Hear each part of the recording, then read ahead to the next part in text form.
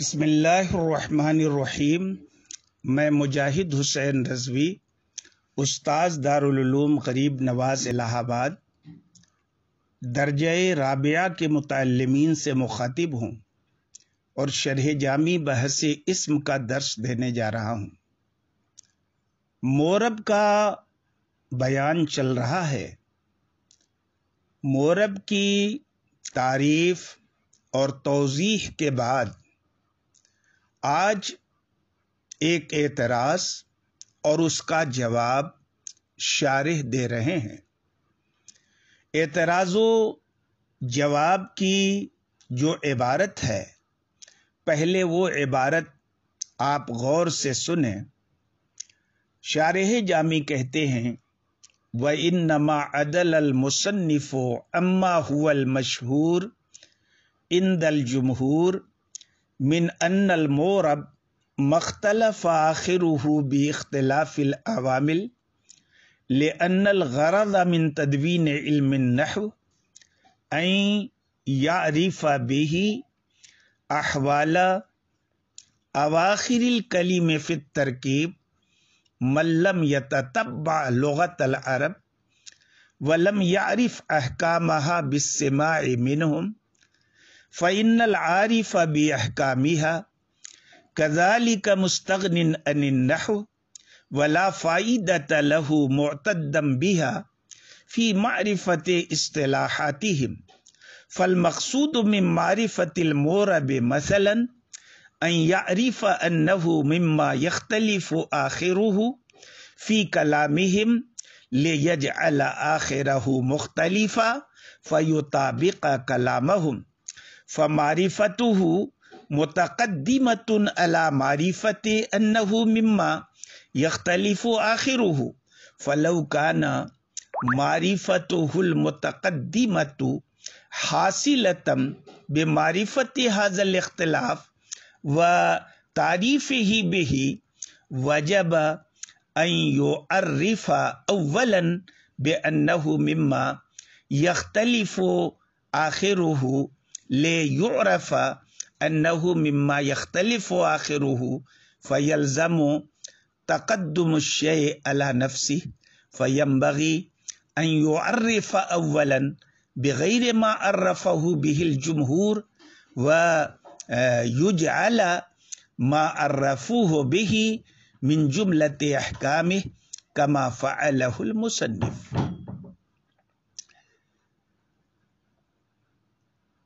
اب یہاں پر جس اعتراض کا شارح نے جواب دیا ہے وہ اعتراض یہ ہے کہ جمہور نحات نے مورب کی تعریف مختلف آخرہ بے اختلاف العوامل سے کی ہے، تو آخر مصنف نے اس تعریف کو چھوڑا کیوں اور مورب کی یہ تعریف کہ المرکب الذی لم یشبہ مبنی الاصل کیوں کی؟ جواب کے لیے ایک تمہید کا بیان کرنا ضروری ہے، اور اس تمہید کا خلاصہ اور نچوڑ یہ ہے کہ علم نحو کی تدوین کا مقصود یہ ہے کہ ایک غیر عربی آدمی جس نے لغت عرب کی جستجو نہیں کی، تتبع نہیں کیا، اور نہ ہی عربوں سے سن کر لغت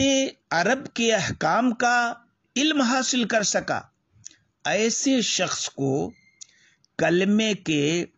آخری حالتوں کی معرفت کی جائے۔ مثلا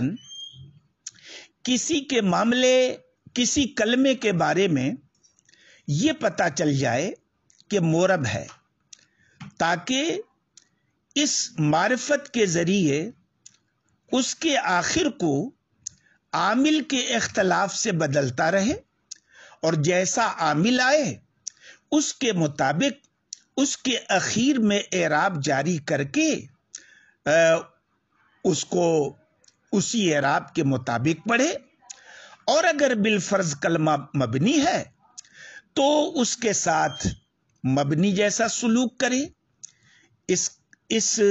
مقصود کا تقاضا یہ ہے کہ اس میں مورب کا علم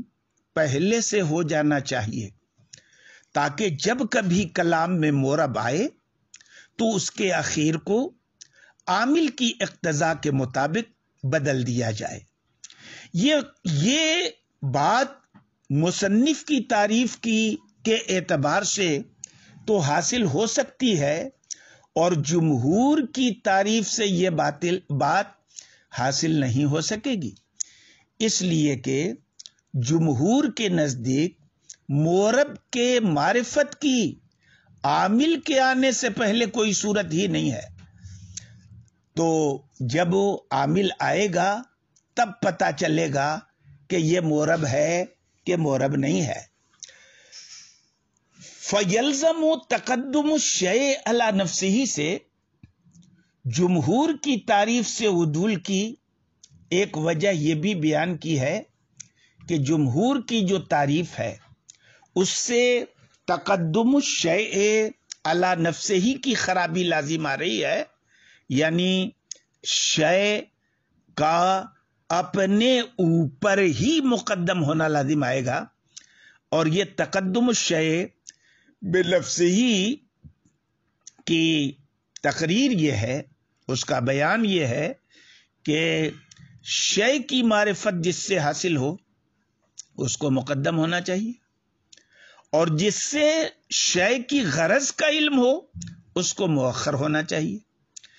جمہور نحات نے مورب کی غرض کو جس کو مؤخر ہونا چاہیے مورب کی تعریف کا درجہ دے دیا، جس سے تقدم الشیء علی نفسہ ہی لازم آ رہا ہے، اور یہ باطل ہے. اور جو چیز باطل کو مستلزم ہو وہ خود بھی باطل ہوتی ہے. اسی خرابی سے بچنے کے لیے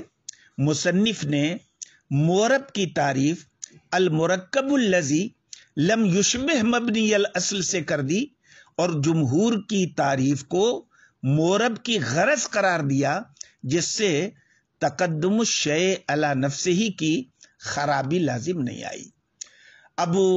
عبارت کا یہ مفہوم جب آپ معلوم کر چکے تو اب ایک نظر آپ اس کے ترجمہ پہ ڈال لیں. شارح کہتے ہیں وَإِنَّمَا عَدَلَ الْمُصَنِّفُ أَمَّا هُوَ الْمَشْهُورُ عِنْدَ الْجُمْهُورِ، اور جزی نیست کے مصنف نے مورب کی اس تعریف سے عدول کیا جو تعریف جمہور کے نزدیک ہے، اور وہ ہے کیا؟ یہ اما میں جو ما ہے اس کا بیان ہے. من کیا ہے؟ یعنی ان المورب مختلف آخرہ باختلاف العوامل، کہ مورب وہ اسم ہوتا ہے جس کا آخر عوامل کے اختلاف سے مختلف ہو. کیوں عدول کیا؟ وجہ عدول بیان کرتے ہیں،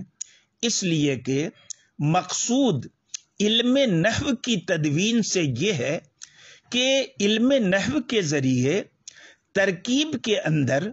کلمے کی آخری حالتوں کی وہ آدمی معرفت حاصل کرے ملم یتتبع لغت العرب، جس نے لغت عرب کا تتبع نہیں کیا ہے، لغت عرب کی جستجو نہیں کی ہے. ولم یعرف احکامها بالسماع منہم، اور لغت عرب کے احکام کی عربوں سے سن کے بھی معرفت حاصل نہیں کی ہے، کیونکہ لغت عرب کے احکام کی معرفت رکھنے والا یوں ہی مستغنی ہے نحو سے، اور اس کے لیے نحویوں کی اصطلاحات کی معرفت میں کوئی گنتی کے قابل فائدہ نہیں ہے. تو اب ایسی صورت میں جب علم نحو کی تدوین کا مقصود یہ ہے تو فل مقصود من معرفت المورب مثلا، تو مورب کی معرفت سے مثلا یہ مقصود ہے کہ مورب کے بارے میں اس بات کی معرفت ہو کہ یہ اسم ان اسما میں سے ہے جس کا آخر عربوں کے کلام میں مختلف ہوتا ہے، اور اس معرفت کو حاصل کرنے کے بعد کیا کرے؟ یہ معرفت کیوں حاصل کرے؟ تاکہ اس کے اخیر کو مختلف کر دے عوامل کے اختلاف سے. فَيُطَابِقَ كَلَامَهُمْ، تاکہ مختلف کرنے سے اس کا کلام اہل عرب کے کلام کے مطابق ہو جائے۔ تو مورب کی معرفت اس بات پر مقدم ہے، اس بات کی معرفت پر مقدم ہے کہ یہ اس میں سے ہوتا ہے کہ جس کا آخر عوامل کے اختلاف سے مختلف ہو۔ تو اب اگر یہ پہلے والی معرفت اسی اختلاف کی معرفت سے حاصل ہو اور اسی اختلاف کے ذریعے مورب کی تعریف کی جائے، تو اسی کے ذریعے تعریف کی جائے تو ضروری ہے کہ پہلے یہ تعریف کی جائے کہ یہ اس میں سے ہے جس کا آخر عوامل کے اختلاف سے مختلف ہوتا ہے۔ اور یہ معرفت کیوں ہو؟ تاکہ اس بات کی معرفت ہو کہ یہ اس میں سے ہے جس کا آخر عوامل کے اختلاف سے مختلف ہوتا ہے۔ تو آپ دیکھ رہے ہیں جو معرفت متقدمہ ہے اور معرفت متقدمہ کی جو غرض ہے دونوں ایک ہی ہیں، حالانکہ غرض مؤخر ہوتی ہے اور اس شے کی جو تعریف اور معرفت ہے وہ مقدم ہوتی ہے۔ تو یہاں پر جو مؤخر ہے وہی مقدم بھی ہے، یہی تقدم الشیء علی نفسہ ہی ہے۔ فیلزم تقدم الشیء علی نفسہ ہی، تو یہ شے کا اپنے اوپر مقدم ہونا لازم آئے گا کہ معرفت مقدمہ بھی یہی ہے کہ اس کا آخر عوامل کے اختلاف سے مختلف ہوتا ہے، اور غرض بھی یہی ہے کہ اس کا آخر عوامل کے اختلاف سے مختلف ہوتا ہے۔ اس لیے ضروری ہے، ینبغی بمعنی یجب ہے، ضروری ہے نا، یا یوں کہہ لیجئے کہ اگر مبتدئین کے تقریب فہم کے لیے وہ تعریف کر دی گئی ہے وہ ٹھیک ہے، لیکن مناسب یہ ہے کہ پہلے اس کے علاوہ سے مورب کی تعریف کی جائے جس کے ذریعے جمہور نے مورب کی تعریف کی ہے، اور جمہور نے جو مورب کی تعریف کی ہے اس تعریف کو مورب کے جملہ احکام میں سے ایک حکم قرار دیا جائے، جیسا کہ مصنف نے یعنی صاحب کافیہ نے کیا ہے۔ آج کے سبق میں اتنا ہی، باقی کل انشاءاللہ۔